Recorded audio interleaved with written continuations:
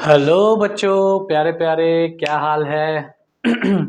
तो आज हम लोग लेके आ गए हैं मोशन चैप्टर का second lecture for class 9th CBSE board.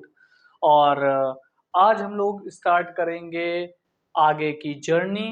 और पिछले क्लास में मैंने आपको मोशन, टाइप्स ऑफ मोशन, कैसे कैसे टाइप के मोशन होते हैं, जब आप चलते हो सीधे तब आप कुछ टाइप का मोशन करते हो, जब आप राउंड घूमते हो तब आप किस टाइप का मोशन करते हो, कब जब आप डांस करते हो तब किस टाइप के मोशन करते हो, एवरीथिंग शुड बी एक्सप्लेन्ड। तो हर चीज को हमने अच्छे से एक्सप्लेन किया, अच्छे से सीखा। आज हम लोग की जर्नी स्टार्ट होगी जहां से आपके चैप्टर्स में क्वेश्चन बनते हैं, जहां से आपको एग्जाम में क्वेश्चन पूछे जाएंगे। आज हम लोग स्टार्ट करेंगे उन चीजों को। तो आज हम लोग स्टार्ट करेंगे मोशन के इम्पोर्टेंट टॉपिक्स को और उसको डिस्कस करेंगे बढ़िया से, और देखेंगे कि क्या क्या हो सकता है आपके सिलेबस में। ठीक है,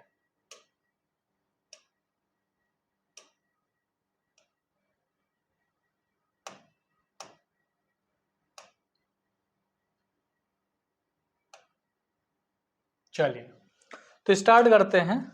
सबसे पहली बात, क्या? Distance. What is distance? Distance क्या होता है बेटा? अगर मैं आपसे कहूं कि डिस्टेंस को आप बताइए कि डिस्टेंस आप कैसे एक्सप्लेन करेंगे, कैसे डिस्टेंस को आप देखेंगे कि क्या होता है, साइंस के फॉर्म में आप डिस्टेंस को कैसे एक्सप्लेन करेंगे? तो आपके दिमाग में डिस्टेंस का मतलब ये तो समझ में आ गया कि यार हाँ, दूरी होती है या समथिंग, हम कहीं पे जाते हैं तो उसकी एक प्रॉपर डिस्टेंस होती है। इतना तो आपको पता है। लेकिन एक प्रॉपर, अगर किसी को इस बारे में नहीं पता है कि डिस्टेंस क्या होती है, या डिस्टेंस के बारे में कुछ भी उसने कभी सुना ही नहीं, इस नाम के वर्ड को सुना ही नहीं, दूरी या डिस्टेंस के बारे में वो कुछ जानता ही नहीं, तब आप उसको कैसे समझाओगे? तो डिस्टेंस कैसे समझना है उस पर हम लोग बात करेंगे। तो डिस्टेंस समझने के लिए हम लोग को क्या करना पड़ेगा, देखना पड़ेगा कि जैसे मान लीजिए कि आप यहाँ पे थे ए पॉइंट पर, आप यहाँ पर पहुंचे बी पॉइंट पर, रास्ता आपका कुछ ऐसा था, आप इस रास्ते से गए। अगर मैं कहूँ कि इस रास्ते की लेंथ बेटा 10 मीटर थी, तो आपने कितना डिस्टेंस तय किया? आपने डिस्टेंस कवर किया 10 मीटर। आपने कितना डिस्टेंस कवर किया? 10 मीटर। अगर मैं बात करता हूं कि आप बी से भैया सी की ओर चले गए, ठीक है, बी से कहाँ पहुंच गए? सी पर, और ये डिस्टेंस थी 5 मीटर, तब आपने कितना डिस्टेंस तय किया? तब आपने तय किया 15 मीटर। ठीक है, फिर आप सी से चले आए ए की ओर, ये मान लेते हैं 13 है या कुछ भी है। अब आपने कितना डिस्टेंस तय कर लिया? अब आपने डिस्टेंस तय कर लिया 28 मीटर। तो इसका मतलब ये है कि आप जिन रास्तों पे चलते हैं, या कोई भी ऑब्जेक्ट जिन रास्तों पे चलता है, जिस पाथ पर मूव करता है, उस पाथ की जो टोटल लेंथ होती है वही उसके द्वारा चली गई डिस्टेंस होती है। समझ में आ रहा है? जैसे मुझे एक जगह से दूसरी जगह जाना हो, मुझे आपको ही अपने घर से स्कूल तक जाना हो, तो आप जिस रास्ते से स्कूल पे जा रहे हो, जिस रास्ते से स्कूल पे जा रहे हो, उस रास्ते की जो टोटल लेंथ होगी, लंबाई होगी, उसी को क्या कहेंगे बेटा? डिस्टेंस। तो बात की जा सकती है कि total length of path, total length of path को क्या कहा जा सकता है? डिस्टेंस कहा जा सकता है। ठीक है, जैसे कह रहा है consider a body travelling from A to B along any path between A B, चलो ए से बी गया, then actual length of path that a body travels between A to B is known as the distance. तो जो ए से B के बीच की actual length है उसी को क्या कहा जाएगा? डिस्टेंस कहा जाएगा। The distance travelled is different for different path between. यार एक ही जगह जाने के अलग अलग रास्ते हो सकते हैं, तो अलग अलग डिस्टेंस भी होगी। जैसे अगर मैं कहूं कि भैया यहाँ से आपको वहां पर जाना है, तो उसके 3 रास्ते अलग अलग हैं, तो लोग कहते नहीं भैया आप इस रास्ते से चले जाओ, ये छोटा पड़ेगा। क्यों छोटा पड़ेगा? क्योंकि उस रास्ते की लंबाई कम है यार, उस रास्ते की लंबाई कम है, उस रास्ते की लंबाई कम है, लेंथ कम है, तो उसका डिस्टेंस भी क्या होगा? कम होगा। तो डिस्टेंस क्या होता है? Distance total length of path होता है, यानी जिस रास्ते पे कोई भी ऑब्जेक्ट या कोई भी चीज ट्रेवल करती है, उस रास्ते की जो टोटल लेंथ होती है उसी को हम लोग क्या कहते हैं? डिस्टेंस कहते हैं। अब it is a scalar quantity, ये एक टाइप का क्या है, स्केलर क्वांटिटी होती, मतलब ये इसके पास कोई डायरेक्शन नहीं होता है, ये कैसी क्वांटिटी होती है, स्केलर क्वांटिटी होती है। और ये क्या करती है, depends on path, depends on path, मतलब रास्ते पर निर्भर करती है। अगर आप रास्ते को अलग ले लोगे, रास्ते बदल दोगे, तो यार डिस्टेंस भी बढ़ जाएगी। तो इसीलिए कहते हैं इस चैनल के साथ जुड़िए, ये रास्ता आपको शॉर्टेस्ट डिस्टेंस देता है। बाकी कहीं से आप पढ़ेंगे तो आपकी जो सक्सेस है या आपका जो रिजल्ट है उसके लिए डिस्टेंस को क्या कर दिया जाएगा, बढ़ा दिया जाएगा। लेकिन यहाँ से पढ़ोगे तो क्या होगा, शॉर्टेस्ट डिस्टेंस में आप अपने सक्सेस को पालोगे, शॉर्टेस्ट डिस्टेंस में आप अपने रिजल्ट को गेन कर लोगे। तो यहाँ से पढ़ना आपके लिए ज़्यादा इम्पोर्टेंट है। और जुड़े रहिए, फिजिक्स और केमिस्ट्री में तो आपको कोई प्रॉब्लम नहीं होने वाली है बेटा, ये तो मेरी गारंटी है।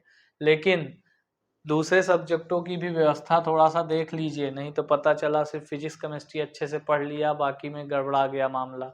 तो फिजिक्स केमिस्ट्री तो मैं आपको चलिए संभाल दूंगा 9th 10th 11th 12th पूरा फ्यूचर तक, लेकिन आगे आप थोड़ा सा देखिए, ठीक है, दूसरे सब्जेक्टों के बारे में। तो डिपेंड्स ऑन पाथ, तो डिस्टेंस क्या होता है बेटा, depends on path and it is a scalar quantity, ये क्या होती है, स्केलर क्वांटिटी होती है। एसआई यूनिट जो होती है डिस्टेंस की, SI unit of distance, SI unit of distance, distance की एसआई यूनिट क्या होगी, डिस्टेंस की एसआई यूनिट होगी क्या, मीटर। किस में मेजर करोगे इसको बेटा, मीटर में मेजर करोगे। क्लियर है इतनी बात। दूसरी चीज क्या है, दूसरी चीज है डिस्प्लेसमेंट, दूसरी चीज क्या है, डिस्प्लेसमेंट, ठीक है। दूसरा है आपका डिस्प्लेसमेंट। अब डिस्प्लेसमेंट क्या होता है, मान लो एक ऑब्जेक्ट है, ए से चला बी तक आया, बी से चला सी तक आया, तो यहाँ से ए से बी तक गया, बी से सी तक गया, ठीक है। जर्नी को स्टार्ट कहाँ किया था, starting point of journey and ending point of journey, ending point of journey, starting point of journey and ending point of journey, जहां से चलना शुरू किया और जहां पर चल करके अपने जर्नी को स्टार्ट एंड किया, उन दोनों पॉइंट्स के बीच की जो शॉर्टेस्ट डिस्टेंस होगी उसी को डिस्प्लेसमेंट कहते हैं। अब शॉर्टेस्ट डिस्टेंस निकालने के लिए क्या करोगे, शॉर्टेस्ट डिस्टेंस आप फाइंड कैसे कर लोगे, शॉर्टेस्ट डिस्टेंस हमेशा किसी दो पॉइंट्स के बीच की जो शॉर्टेस्ट डिस्टेंस होती है वो एक स्ट्रेट लाइन होती है। दिमाग में बैठा लीजिएगा, दिमाग में एकदम अच्छे से इस चीज को बैठा लीजिएगा कि किन्हीं भी दो पॉइंट्स के बीच की जो सबसे छोटी दूरी होती है, सबसे शॉर्टेस्ट डिस्टेंस होती है, वो होती है एक स्ट्रेट लाइन। तो यहाँ पर देखो एक पॉइंट ए है और एक पॉइंट बी है, इसके बीच की जो शॉर्टेस्ट डिस्टेंस होगी बेटा वो एक सीधी लाइन होगी। यहाँ पर मान लो ये डिस्टेंस इसने कवर किया था कितना, 4 मीटर, इसने इसको कितना किया, 3 मीटर, तो ये हो जाएगा आपका 5 मीटर। कैसे, पैथागोरस रूल से, पैथागोरस रूल के अकॉर्डिंग ए सी का square is equals to A B का स्क्वायर प्लस बी सी का स्क्वायर, तो दैट इज इक्वल्स टू 4 4 जा 16, 3 3 जा 9, दैट इज 25, और ए सी का स्क्वायर है तो यहाँ पर क्या कर देंगे, ए सी इज इक्वल्स टू √25 कर देंगे और आ जाएगा कितना बेटा, 5 मीटर। तो ए सी इज इक्वल्स टू क्या आ गया, 5 मीटर। तो इसने डिस्टेंस कितनी कवर की, 4 + 3 7 मीटर इसने डिस्टेंस कवर की, लेकिन डिस्प्लेसमेंट कितना हो गया बेटा, ए और सी के बीच की शॉर्टेस्ट डिस्टेंस कितनी, 5 मीटर। तो डिस्प्लेसमेंट आपका क्या हो गया, डिस्प्लेसमेंट हो गया आपका 5 मीटर, ठीक है। मान लो आप अपने घर से स्कूल के लिए निकले और स्कूल से फिर घर पे वापस आ गए, आपने अपनी जर्नी को स्टार्ट किया था अपने घर से और एंड भी किया अपने घर से, तो स्टार्टिंग और एंडिंग पॉइंट सेम हो गया, तो अब आपका डिस्प्लेसमेंट क्या हो जाएगा बेटा, 0 हो जाएगा। डिस्प्लेसमेंट क्या हो जाएगा, 0 हो जाएगा। और डिस्प्लेसमेंट एक टाइप की कैसी क्वांटिटी होती है, वेक्टर क्वांटिटी होती है। डिस्प्लेसमेंट क्या होती है बेटा, वेक्टर क्वांटिटी। अब यहाँ पे देखो बात कर रहा है the distance travelled in a given direction is the displacement, एक फिक्स डायरेक्शन में जितनी डिस्टेंस हम लोग कवर करते हैं उसी को डिस्प्लेसमेंट कहते हैं। दस displacement is the shortest distance between the given points. इसलिए डिस्टेंस डिस्प्लेसमेंट को क्या कहा जा सकता है? Shortest distance between given point. It is a vector quantity. SI unit of distance और डिस्प्लेसमेंट का मीटर ही होता है। तो डिस्टेंस और डिस्प्लेसमेंट दोनों का एसआई यूनिट क्या होती है बेटा? मीटर ही होती है। If a body travels in such a way that comes back it's starting position, अगर बॉडी किसी इस तरीके से चल रही कि अपने वापस जिस पॉइंट से चलना शुरू किया था उसी पॉइंट पर वापस आ जाती है, then the displacement is zero. तब क्या कहलाएगा? तब डिस्प्लेसमेंट आपका जीरो कहलाएगा। However distance travelled is never zero, लेकिन डिस्टेंस कभी भी जीरो नहीं हो सकता। डिस्टेंस कभी जीरो हो सकता है क्या? यार आप अपने यहाँ घर से स्कूल की तरफ गए, 2 किलोमीटर चले, स्कूल से फिर घर वापस आए, 2 किलोमीटर फिर चले, उसी पॉइंट पर पहुंचे जिस पॉइंट पर आप चलना शुरू किए थे। तो डिस्टेंस आपने लंबाई जो चली है 2 किलोमीटर प्लस 2 किलोमीटर कितना हो गया बेटा? 4 किलोमीटर हो गया। लेकिन डिस्प्लेसमेंट आपका जीरो ही रह गया। तो जब डिस्प्लेसमेंट आपका क्या हो जाएगा? जीरो, क्योंकि आप उसी पॉइंट पर फिर पहुंच गए जहां से आपने चलना शुरू किया था। तो जिस पॉइंट से आप चलना स्टार्ट किए उसी पॉइंट पर अगर आप फिर पहुंच जाते हैं तो आपका डिस्प्लेसमेंट क्या हो जाता है? जीरो हो जाता है। लेकिन डिस्टेंस कभी जीरो नहीं होता। तो distance never be zero but displacement can be zero. Displacement क्या हो सकता है? जीरो हो सकता है। When an object moves towards right from origin to its time t1 to t2 displacement is positive. जब कोई ऑब्जेक्ट अपने ओरिजिन पॉइंट से राइट साइड में मूव करता है तो डिस्प्लेसमेंट को हम पॉजिटिव क्रिएट लेते हैं। डिस्प्लेसमेंट को क्या किया जाता है? पॉजिटिव ट्रीट किया जाता है। डिस्प्लेसमेंट भैया पॉजिटिव होगा। जब कोई ऑब्जेक्ट अपने ओरिजिन पॉइंट से लेफ्ट साइड में जाता है तो हम डिस्प्लेसमेंट को निगेटिव ट्रीट करते हैं कि भैया इसका डिस्प्लेसमेंट -2 मीटर है। जैसे ये मैं ओरिजिन पे खड़ा हूं, अगर मैं इधर चला तो मैं +1 चला, अगर मैं इधर चला तो -1 डिस्प्लेसमेंट कवर किया। मतलब मैं सेंटर पे हूं, ओरिजिन पे हूं, ओरिजिन के राइट साइड जाता हूं तो पॉजिटिव डिस्प्लेसमेंट, ओरिजिन के लेफ्ट साइड जाता हूं तो निगेटिव डिस्प्लेसमेंट। तब डिस्प्लेसमेंट आपका कैसा हो जाएगा? -1 हो जाएगा। ठीक है। When an object moves left in time it's displacement is negative. When an object remains stationary or it moves first towards right and then it equal distance towards the left, its displacement is zero। जब object एक ही जगह पे खड़ा हो जाए या फिर एक स्टेप राइट ले और फिर वापस आ जाए उसी पोजीशन पे तो डिस्प्लेसमेंट क्या हो जाएगा? जीरो हो जाएगा। Shifting origin causes no change in displacement. अगर हम ओरिजिन को शिफ्ट कर दे, ओरिजिन शिफ्ट करने का मतलब क्या हो गया? जैसे ये आपका ओरिजिन पॉइंट था, इस ओरिजिन को अगर मैं शिफ्ट कर दूं तो डिस्प्लेसमेंट पर कोई इफेक्ट नहीं होगा। Difference between distance and displacement, ये इंपॉर्टेंट है। ठीक है, ये इंपॉर्टेंट है आपके लिए। क्यों इंपॉर्टेंट है? क्योंकि ये आपके एग्जाम में पूछा जाता है।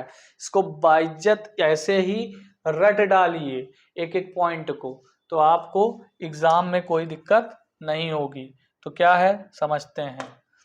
Distance is the length of the path actually travelled by a body in any direction. Distance क्या होती है?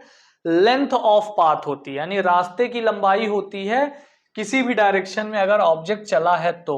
लेकिन डिस्प्लेसमेंट क्या होता है? Displacement is the shortest distance between the initial and the final position. लेकिन डिस्प्लेसमेंट क्या होती है? शॉर्टेस्ट और इनिशियल और फाइनल पॉइंट के बीच का शॉर्टेस्ट डिस्टेंस होता है। ठीक है, इनिशियल और फाइनल पॉइंट का शॉर्टेस्ट डिस्टेंस होता है और एक फिक्स डायरेक्शन में होता है। Distance between two given point depend upon the path chosen.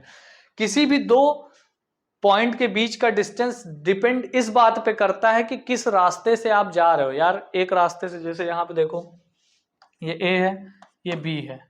ठीक है, आप ऐसे भी जा सकते हो, आप ऐसे भी जा सकते हो, आप ऐसे भी जा सकते हो, आप ऐसे भी जा सकते हो और आप ऐसे भी जा सकते हो। अब अगर आप रास्ता नंबर 1 से जाओगे तो आपको सबसे लंबा डिस्टेंस कवर करना पड़ेगा, रास्ते नंबर 2 से जाओगे तो और थोड़ा कम करना पड़ेगा, रास्ते नंबर 1 से जाओगे तो सबसे कम करना पड़ेगा। तो बेटा ये डिपेंड करेगा आप किस रास्ते से जा रहे हो A से B तक। जिस रास्ते से जाओगे डिस्टेंस बदल जाएगी, लेकिन डिस्प्लेसमेंट तो भैया एक ही है ना, शॉर्टेस्ट डिस्टेंस, सीधी रेखा, इसी को डिस्प्लेसमेंट कहते हैं। तो इसके रास्ते से मतलब नहीं है डिस्प्लेसमेंट को, डिस्प्लेसमेंट को मतलब इस चीज से है कि आप चले कहां थे और पहुंचे कहां पे। एक जगह से आप चलना शुरू किए और दूसरी जगह पहुंच गया, उन दोनों के बीच की जो मिनिमम डिस्टेंस है उसी को हम लोग क्या कहते हैं, डिस्प्लेसमेंट कहते हैं। तो displacement between two points is measured by the straight path between the points. तो डिस्प्लेसमेंट क्या होता है, दो पॉइंट के बीच का जो डिस्प्लेसमेंट होता है वो मेजर किया जाता है, measured by the straight path between the points, यानी दो पॉइंट्स के बीच का स्ट्रेट पाथ।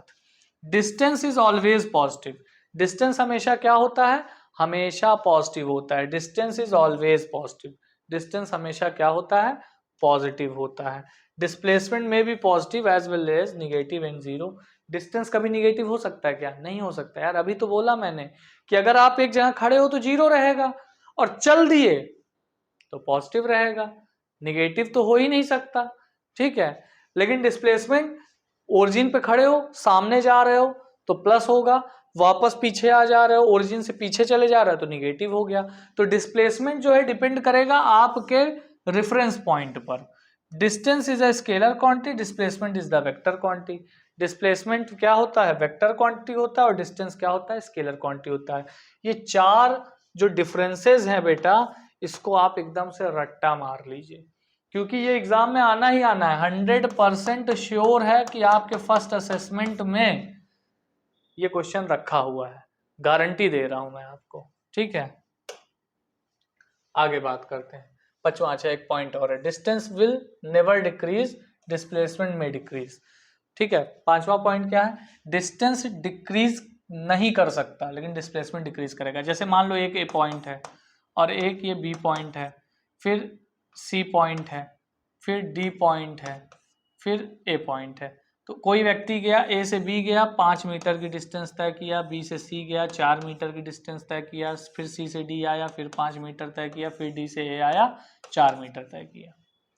तो 5 5 10 4 4 8, टोटल इसने डिस्टेंस कितना कवर किया, 18 मीटर।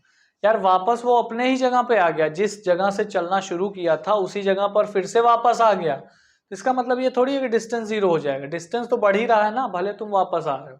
तुम कहीं गए थे और फिर तुम वापस आ गए तो तुम क्या बोले क्या कि मैं 1 किलोमीटर नहीं चला हूं, कहते तो हो ना कि मैं 50 किलोमीटर चला हूं, 25 गया था 25 आया था। तो डिस्टेंस नेवर डिक्रीज, डिस्टेंस कभी कम नहीं हो सकता, लेकिन डिस्प्लेसमेंट डिक्रीज कर सकता है। अगर आप 25 गए थे और 25 वापस आ गए तो डिस्प्लेसमेंट तो जीरो हो गया ना भाई, फिर मेरे भाई डिस्प्लेसमेंट क्या हो गया, जीरो हो गया।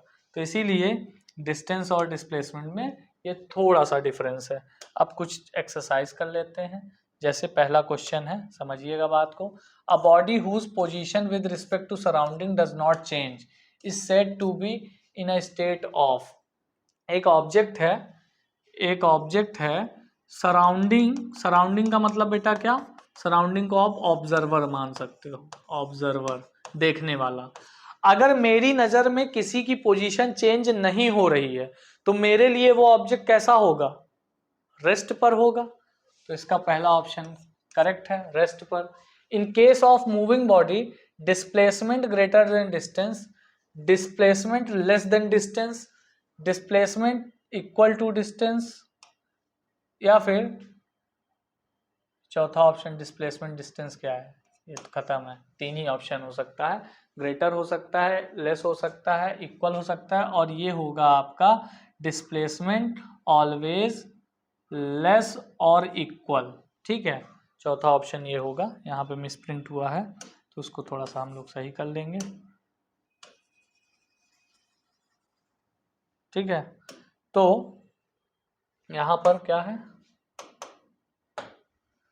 चलिए अब बात करते हैं इस पे। तो यहाँ पे बात समझिएगा जरा, डिस्प्लेसमेंट आपका, मान लो एक ऑब्जेक्ट है, ए से बी गया, ठीक है, और बी से रिटर्न आ गया। तो भैया 7 मीटर गया था, 3 मीटर वापस आ गया, डिस्टेंस कितना हो गया 10, और डिस्प्लेसमेंट कितना हो गया 4।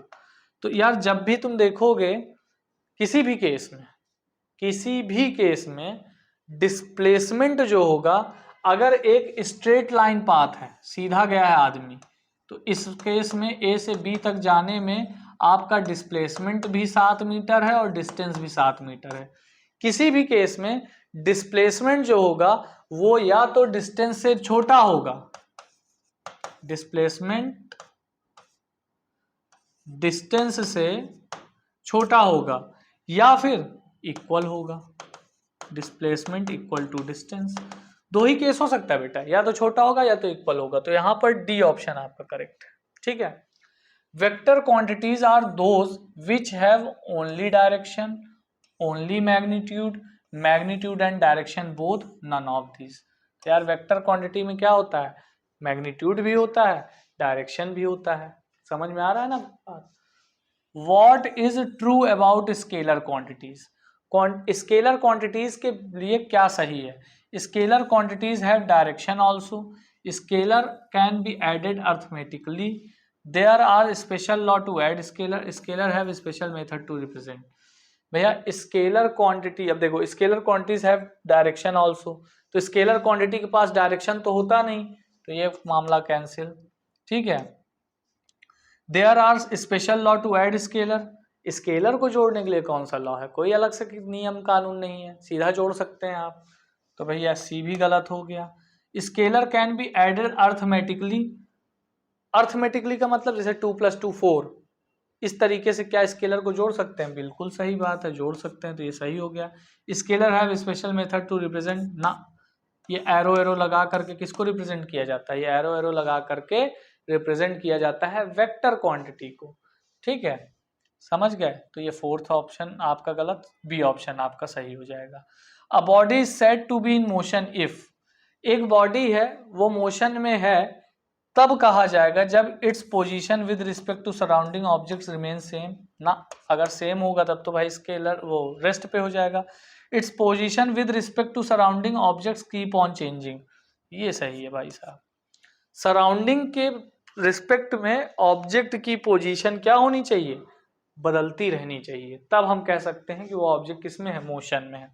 A distance is always shortest length between 2 points, distance क्या होती है? शॉर्टेस्ट लेंथ बिटवीन 2 पॉइंट ना, ये तो अभी अभी हमने पढ़ा, क्या होता है? डिस्प्लेसमेंट होता है। Path covered by an object between 2 points, path covered by objects between 2 points, बिल्कुल यही तो होगा। अरे जिस रास्ते को कवर किया गया है 2 पॉइंट के बीच में, उसी को तो डिस्टेंस कहेंगे। Product of length and time, none of above, ये सब कोई मतलब नहीं सब ऑप्शन का। क्लियर बेटा? A displacement is always positive, is always negative, may be positive as well as negative, is neither positive nor negative। तो यार डिस्प्लेसमेंट हमेशा तो पॉजिटिव नहीं होती, निगेटिव भी हो सकती है, हमेशा निगेटिव नहीं हो सकती, पॉजिटिव भी हो सकती है। May be positive as well as negative, यही सही होगा यार, या तो पॉजिटिव होगी या तो निगेटिव होगी, और डी वाला भी गलत है। ठीक है, समझ में आई बात? 8th हो गया, 8 क्वेश्चन, आगे बढ़ते हैं, 9th पे आ जाते हैं। एक सेकेंड, अच्छा 8 एग्जाम्पल्स ऑफ वेक्टर क्वांटिटीज। नीचे 4 ऑप्शन है, उसमें आपको बताने हैं कौन कौन से वेक्टर क्वांटिटी के एग्जाम्पल हैं। Velocity, length and mass. तो वेलोसिटी तो इसमें वेक्टर क्वांटिटी है, लेकिन बेटा लेंथ और मास वेक्टर क्वांटिटी नहीं है। स्पीड, लेंथ, मास तीनों ही वेक्टर नहीं है। टाइम आपका स्केलर होता है, तो ये भी वेक्टर नहीं है। वेलोसिटी, डिस्प्लेसमेंट एंड फोर्स, ये डी वाला ऑप्शन आपका सही। इसमें 3 के तीनों आपके क्या हैं? वेक्टर क्वांटिटी हैं। वेलोसिटी भी वेक्टर क्वांटिटी है, डिस्प्लेसमेंट भी वेक्टर क्वांटिटी है, और फोर्स भी वेक्टर क्वांटिटी है। विच of the following is not characteristic of displacement? ठीक है, डिस्प्लेसमेंट के बारे में कौन सी बात गलत है? इट इज ऑलवेज पॉजिटिव, पहला ही गलत है। It has both magnitude and direction, ये सही है। इट कैन बी जीरो, सही है। Its magnitude is less than और इक्वल देन एक्चुअल पाथ, ये भी सही है। केवल यही फर्स्ट वाला गलत है कि ऑलवेज पॉजिटिव। तो डिस्प्लेसमेंट हमेशा क्या होता है? पॉजिटिव नहीं होगा। क्लियर है मेरे बच्चों? क्यों भाई, समझ में आया बात? 9 क्वेश्चन आपको करवाए मैंने, इसमें अगर कोई डाउट है आपको तो बताइएगा, कमेंट सेक्शन खुला हुआ है आपके लिए। उसके बाद भी अगर आप नहीं बता पाओगे तो फिर यार मैं क्या कर सकता हूँ। ठीक है, इंस्टाग्राम है, उस पर मैसेज कर लीजिए। इंस्टाग्राम की आईडी आपकी concept_physics, ये इंस्टाग्राम की आईडी है, इस पर आप मैसेज कर लीजिए, नो प्रॉब्लम, ठीक है, कोई दिक्कत नहीं, आपको आंसर मिल जाएगा। SI unit of displacement is, अगली बात करते हैं 10th question. SI unit of displacement, displacement की एसआई यूनिट क्या होती है बेटा? मीटर।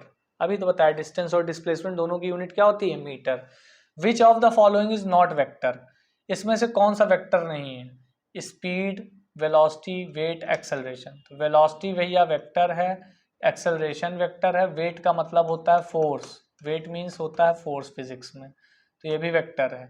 स्पीड आपका सही है, ठीक है, यही एक वेक्टर क्वांटिटी नहीं है। Time is example of scalar quantity. In 5 minute distance between a pole and a car changes progressively, what is true about the car?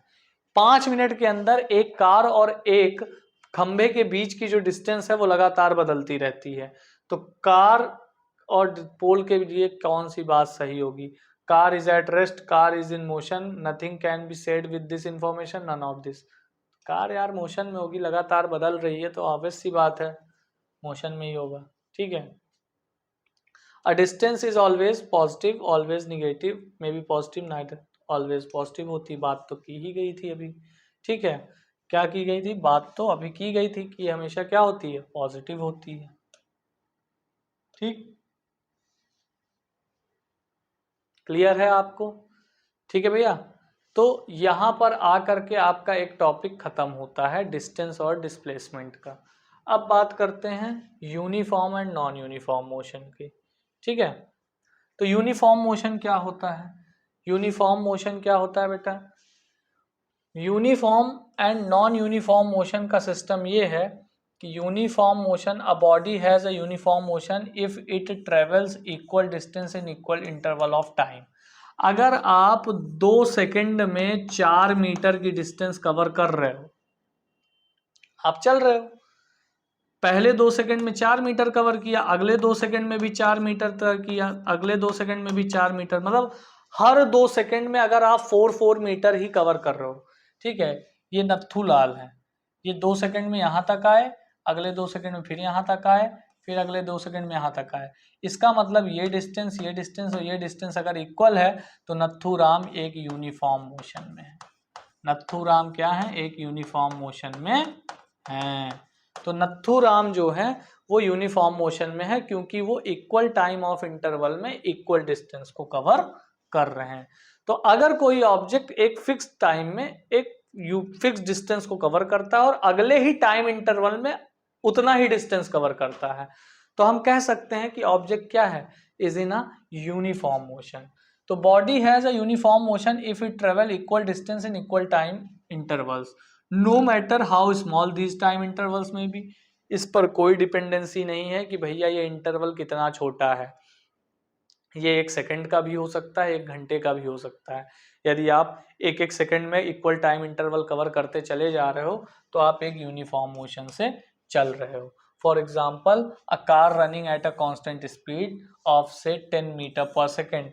अगर कोई व्यक्ति 10 मीटर प्रति पर सेकेंड की स्पीड से चलता चला जा रहा है, ठीक है, तो इसका मतलब वो है, ये है कि हर सेकंड में वो 10 मीटर की डिस्टेंस तय कर रहा है।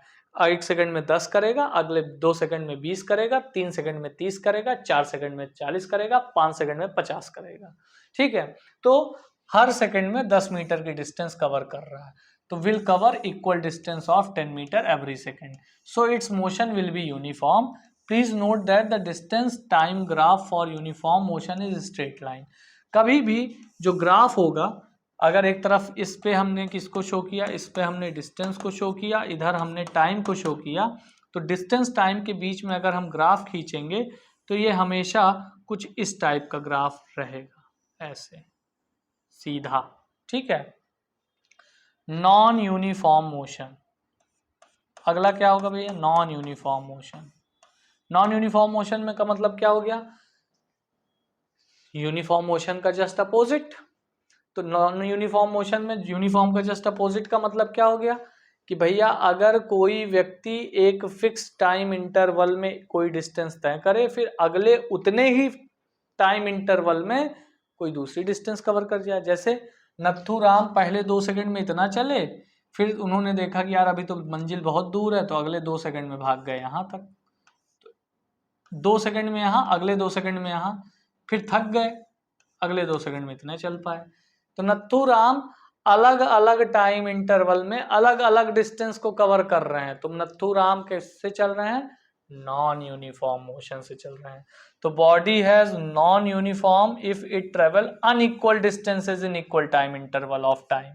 For example, if we drop a ball from a roof of a building, we will find that it covers unequal distance in unequal interval of time. It covers 4.9 meter in the first second, 14.7 meter in the second second and 24.5 meter in the third second. अगर इसको आप छत से ऐसे गिरा दीजिए तो ये पहले सेकंड में सिर्फ 4.9 मीटर की डिस्टेंस कवर करेगा, लेकिन अगले सेकंड में ये 14.7 मीटर की डिस्टेंस कवर कर ले जाएगा, और उसके अगले सेकंड में ये 24.5 मीटर, यानी पहले सेकंड में सिर्फ 4 तय करेगा 4.9, अगले सेकंड में ये 17 कर जाएगा, और उसके अगले सेकंड में ये 24 के करीब कर जाएगा। मतलब जब किसी चीज को आप ऐसे ड्रॉप करोगे तो इतना फर्क पड़ता है एक एक सेकंड पे, इस तरीके से चलता है वो। तो ऐसे मोशन को हम लोग क्या कहते हैं? नॉन यूनिफॉर्म मोशन कहते हैं। ऐसे मोशन को हम लोग क्या कहते हैं? Non uniform motion. इसलिए हम कह सकते हैं a free falling ball covers a smaller distance in the initial 1 second. इसीलिए किसी भी चीज को जब छोड़ा जाता है तो पहले दूसरे सेकंड में बहुत कम डिस्टेंस कवर करता है, उसके बाद उसकी डिस्टेंस बढ़ जाती है, और वो कैसे मोशन में होता है? नॉन यूनिफॉर्म मोशन में होता है। किस टाइप के मोशन में होता है? Non uniform. तो किसी चीज को अगर ऊपर से ड्रॉप किया गया तो वो नॉन यूनिफॉर्म मोशन में होगा। ठीक है, क्लियर है बेटा? Please note that the distance time graph for a body having non uniform motion is curved line. अगर आप नॉन यूनिफॉर्म मोशन को रिप्रेजेंट करना चाह रहे हो तो नॉन यूनिफॉर्म मोशन को का जो डिस्टेंस और टाइम ग्राफ होगा वो कुछ ऐसा होगा, कर्व्ड। ठीक है, कुछ ऐसा, मतलब ऐसे इधर आपने टाइम को शो किया है, इधर आपने डिस्टेंस को शो किया है, इसका क्या होगा? कुछ ऐसा कर्व में आएगा। ठीक है, इसका क्या होगा? कर्व में आएगा, क्योंकि यार देखो टाइम बढ़ रहा है, डिस्टेंस भी बहुत ज्यादा इंक्रीज कर जा रही है ना, फिक्स रेट में तो डिस्टेंस इंक्रीज कर नहीं रही है, तो इसका ग्राफ कुछ ऐसा होगा। तो इस ग्राफ को याद रखिएगा। ठीक है, thus in order to find out whether a body has uniform motion or non-uniform motion, we should draw the distance time graph for it. If the distance time graph is a straight line, the motion will be uniform. अगर हमें पता करना है कि कोई object सीधे मतलब uniform motion में है या नॉन यूनिफॉर्म मोशन में है, तो हम उसका सीधा क्या कर लें? डिस्टेंस टाइम ग्राफ ड्रॉ कर लें। अगर distance time graph straight line होता है तो वो यूनिफॉर्म मोशन में है, अगर वो ऐसे कर्वेसिव होता है तो इसका मतलब वो नॉन यूनिफॉर्म मोशन में है। ठीक है, तो हमें ये पता चल जाएगा। ठीक है बेटा, इतनी बात, तो इतनी चीज आपको कंफर्म है। तो अभी आज के लेक्चर को हम यहीं पर रोकेंगे। इतना आई थिंक आपके लिए सफिशिएंट है। धीरे धीरे पढ़िए, थोड़ा थोड़ा पढ़िए, बहुत ज़्यादा पढ़ने की ज़रूरत नहीं है। पहले इतना पढ़ लिया, फिर थोड़ा सा इसको अच्छे से कंप्लीट कीजिए, कोई दिक्कत नहीं है, बहुत टाइम हमारे पास। जब एक चैप्टर मोशन पढ़ा देंगे तो एक चैप्टर केमिस्ट्री का मैटर इन आवर सराउंडिंग पढ़ा देंगे आपको। धीरे धीरे धीरे धीरे आपका मैं पूरा सिलेबस साल भर में खत्म कर दूंगा, टेंशन मत लीजिए। क्वेश्चन तो बहुत लगने वाले हैं यहाँ पे, यहाँ पर ज़्यादातर क्वेश्चन ही डिस्कस होंगे, टॉपिक आपको बहुत लिमिटेड मिलेगा, बहुत जल्दी आप चीज़ों को समझेंगे और क्वेश्चन ज़्यादा लगाएंगे। तो उम्मीद करता हूँ आपको ये लेक्चर समझ में आया होगा। अगर समझ में आया तो जल्दी जल्दी अपने मित्र यार दोस्त सबको जोड़ लीजिए और बढ़िया से पढ़ाई कीजिए। आपका भला यहीं से होने वाला है। ठीक है, धन्यवाद।